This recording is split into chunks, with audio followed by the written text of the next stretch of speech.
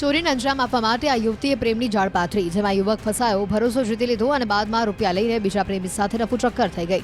આરોપીઓને પોલીસે દબોચી લીધા. ગજબની આ કહાની સુરતની છે, જ્યાં બેડરોડ વિસ્તારમાં 96 લાખની ચોરીની ઘટના બની. ચોક બજાર પોલીસે તપાસ કરી તો મોટા ખુલાસા થયા.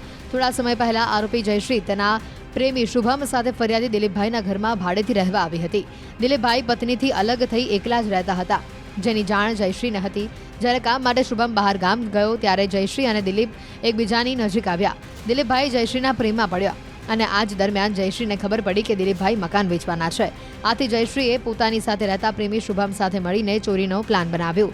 દિલીપભાઈનું ઘર વેચાતા ઘરમાં 96 લાખ રૂપિયા રોકડા આવ્યા. આ વાતની ખબર પડતા જયશ્રીએ રૂપિયા ભરેલો થેલો બારીમાંથી પોતાના પ્રેમી શુભમને આપી દીધો અને બાદમાં બંને ફરાર થઈ ગયા.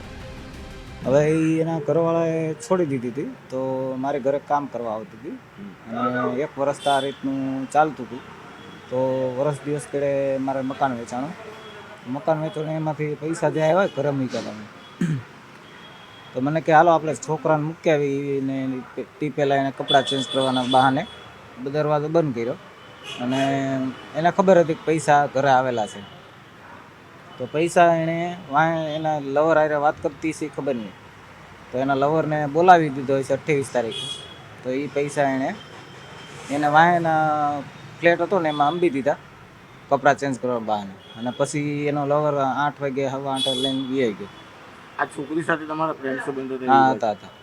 કેટલા ટાઈમથી હતો? એ 1 વર્ષ થાય. તમારો સંપર્ક કેવી રીતના થયો હતો આ છોકરી સાથે? સંપર્ક એમાં એવું હતું કે મારા મકાનમાં પહેલાં રહેવા આવી હતી, પછી કામ કરવા મારા ઘરે આવતી. એને ખબર કેવી રીતના પડી કે તમારી પાસે પૈસા આવ્યા છે? કામ કરવા આવતી સાહેબ, તો એટલે ખબર પડી. દિલીપભાઈની ફરિયાદ બાદ પોલીસે તપાસ કરતા આરોપી શુભમ થેલા લઈને જતો સીસીટીવીમાં કેદ થયો. આ દરમિયાન પોલીસે બાતમી મળી કે આરોપી જયશ્રીબેન પોતાના પૂર્વ પતિ અને બાળકોને મળવા માટે સુરત આવવાના છે. વોચ ગોઠવીને પોલીસે બંનેને દબોચી લઈ 70 લાખ કબજે કર્યા છે. જ્યારે બાકીના રૂપિયા કોને કોને આપ્યા તે અંગે પૂછપરછ શરૂ કરાઈ છે.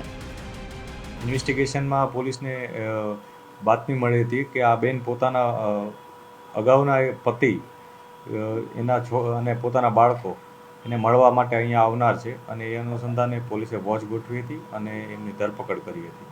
પોલીસે બંને વ્યક્તિઓ પાસેથી ટોટલ અત્યાર સુધી 70 લાખનો મુદ્દામાલ એટલે રોકડ રકમ રિકવર કરેલ છે. બીજી રકમ ક્યાં છે એના માટેનું અમે ફર્ધર પોલીસ કસ્ટડી માટે પ્રયાસ કરશું, અને એને ક્યાં ક્યાં રૂપિયા વાપર્યા છે એના માટે પણ અમે અત્યારે ઇન્વેસ્ટિગેશન કરી રહ્યા છીએ. કે આ જે બેન છે જયશ્રીબેન, એ પોતાના પતિથી અલગ રહેતા હતા, અને જે ભોગ બનનાર વ્યક્તિ છે દિલીપભાઈ, એ પોતાના પત્નીથી અલગ રહેતા હતા. આ દિલીપભાઈ પોતાના પત્નીથી 1 વર્ષથી અલગ રહી અને એક મકાનમાં રહેતા હતા, જેમાં નીચેનો માળ એમણે આ જયશ્રીબેન અને એમના જયશ્રીબેનના પ્રેમી એને આપી દીધો હતો. શુભમ કરીને છે, શુભમ મિસાળ કરીને એમનો પ્રેમી છે, એમને આપી દીધો હતો ભાડે રહેવા માટે. જ્યારે શુભમ અવારનવાર મહારાષ્ટ્ર જતો હતો ત્યારે આ જયશ્રીબેન અને દિલીપભાઈ સાથે એકબીજા સાથે નજીક આવ્યા હતા અને બંને વચ્ચે પ્રેમ શરૂ થયો હતો. ત્યારબાદ જયશ્રીબેને એમના આ પ્રેમ સંબંધનો લાભ લઈ અને એમને જાણવા મળ્યું હતું કે આ મકાન દિલીપભાઈ વેચવાના છે. તેથી જયશ્રીબેન અને એમના જે પ્રેમી છે શુભમ, બંને ભેગા થઈને એક કાવતરું રચ્યું હતું, અને જે કાવતરાના ભાગરૂપે એ લોકોએ આ બેને જ્યારે આ પૈસાના ઘરે આવી ગયા હતા ત્યારે એ પૈસા લઈને ત્યાંથી પોતાના અંગત ઉપયોગ માટે લઈ ગયા હતા, એવી પોલીસને માહિતી છે.